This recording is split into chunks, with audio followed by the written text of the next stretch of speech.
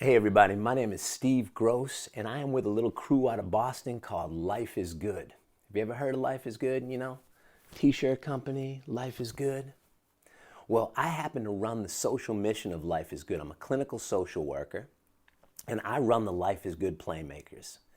And our mission is to help kids overcome the impact of poverty, violence, illness, trauma by tapping into the power of optimism. Now today, I was hoping to talk to you a little bit about play. Yeah, play. Quick question. How many of y'all are players? And I don't mean player, I mean a player of life.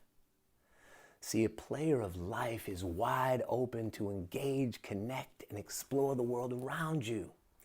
See, play is not just about shooting hoops or kicking a ball around or, playing on your Xbox. It's not about the what you do.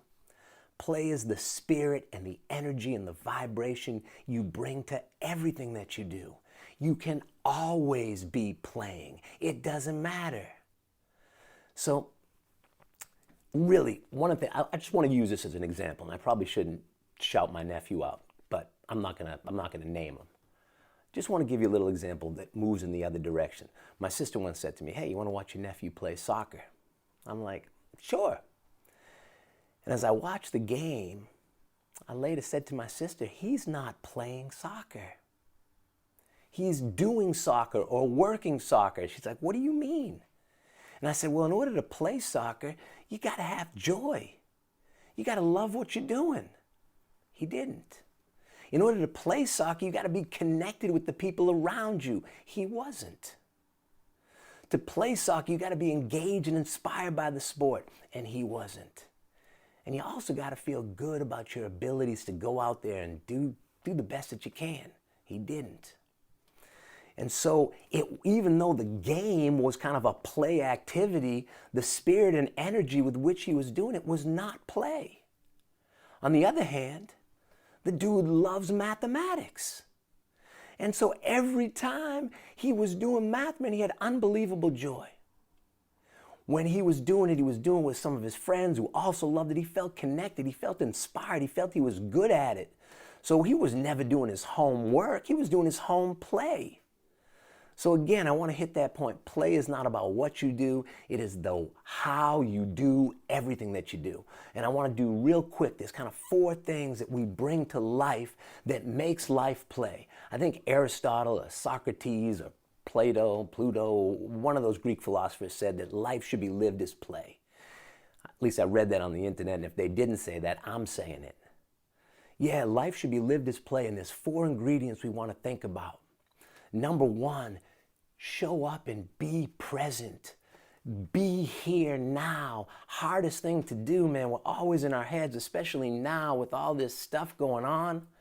It's sometimes tough. We're so lost in our head, worried about the future, maybe, ruminating about the past, that we miss being present. So if you want to be a player, just show up, no matter what you're doing. When you're in class, be present in the class. When you're walking down the street, be present walking down the street. When making rice, make rice. But the first thing we got to do to be a player is to be here now. Second thing is we gotta be connected, socially connected with other people. The quality of a human being's life is in direct proportion to the quality of our relationships. Now, I know many of us have felt isolated because we're not connecting as much as we did. We gotta figure out ways, even if it's utilizing technology, to stay connected. We can't afford to be socially distant. We can be physically distant, but we can't be socially distant.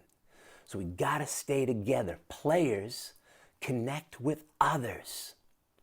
Third thing is we got to feel a sense of self-worth. We gotta have some confidence. We gotta be willing to take risks, to be our authentic self, to be courageous, to be fearless. Actually, not to be fearless, but to fear less. And that's something we got to work on sometimes. I know for me, with everything that's going on, man, I'm anxious these days. So what do I got to do so I can feel strong and centered? Whether it's mindfulness, whether it's meditation, whether it's getting some good counseling, which I'm doing. And believe me, I need it. And then so we talked about, and the last thing I want to talk about is joy. Yeah, man, joy. An enduring sense of positivity. And I don't mean a fake sense of positivity. I mean focusing on what's right with your life and what's right with the world, and not just looking at the challenges and what's wrong. I like to look at joy as like the sun. The sun is always shining. Got a beautiful sunny day, you can feel the sun. But sometimes it's stormy, cloudy, and rainy, and you can't feel the sun. But the sun's still there. If it wasn't, we'd all be frozen. So remember, it's the same with our joy. Sometimes our joy is going to feel like a bright, sunny day, and sometimes we're not even going to know our joy is there because the clouds are covering it. But we persevere and the clouds break. I just want you all to be players. Players of life. Enjoy your semester. Enjoy. Man, I'm just grateful that you took some time to listen to me. Again, my name is Steve Gross. And if you have any questions, my email is steve@lifeisgood.com. Thank you.